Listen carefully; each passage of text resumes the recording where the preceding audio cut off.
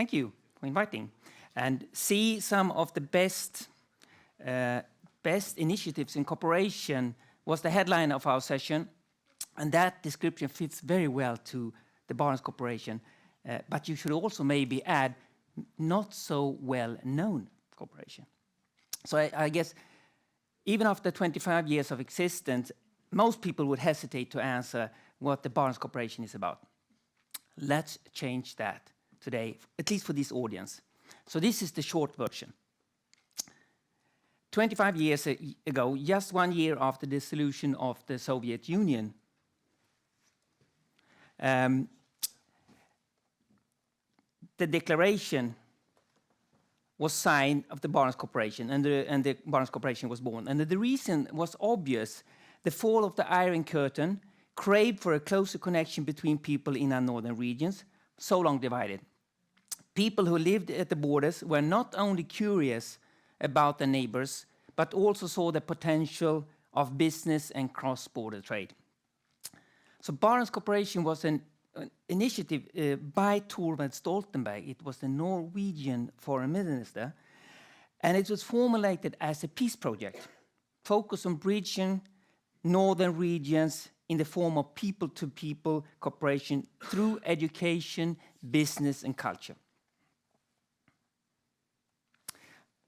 Barents Cooperation is a regional cooperation with strong support from the states. It's our 4 core countries, is Norway, Finland, Russia, and Sweden. And with the support of Denmark and Iceland, and also the European Union, they are non-paying members. The highest decision body is the biannual ministerial meeting, where the ministers meet, the Minister of Foreign Affairs meets for the 4 core countries to discuss and to decide on a declaration of the coming year's work. Between the ministerial meetings, the business is run by a board, and that are senior officials from the member states' Minister of Foreign Affairs. In parallel, there is a regional cooperation between the 14 regions, 2 Swedish, 3 Norwegian, 4 Finnish, and 5 Russian in the north. And the highest decision body for them is the Regional Council, and that's the regional governors. They, of course, also have the board with a committee of senior officials to do the work between the meetings. And with a small office in the town of Kirkenes in northern Norway, the International Barents Secretariat, which I represent, is coordinating the work between the different stakeholders in the Barents Cooperation.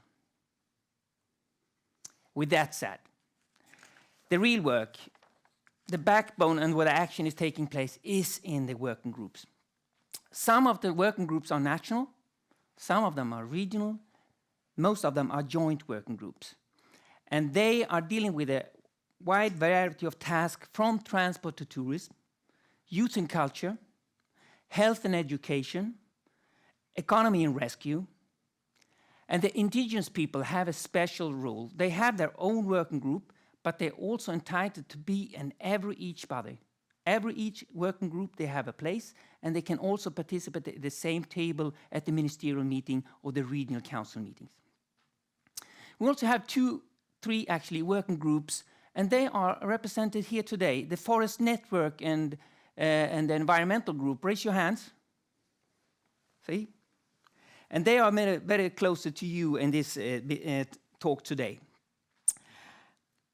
So, what have we achieved for these years? For a quarter of a century.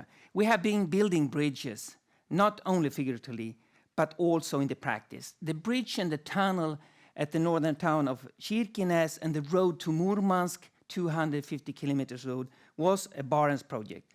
Only the Norwegian side, it costed more than 80 million euros. It probably be more on the Russian side. It took 10 years, and it's a really good project. Another example is one of the hotspots exclusion, and that was Petrozavodsk.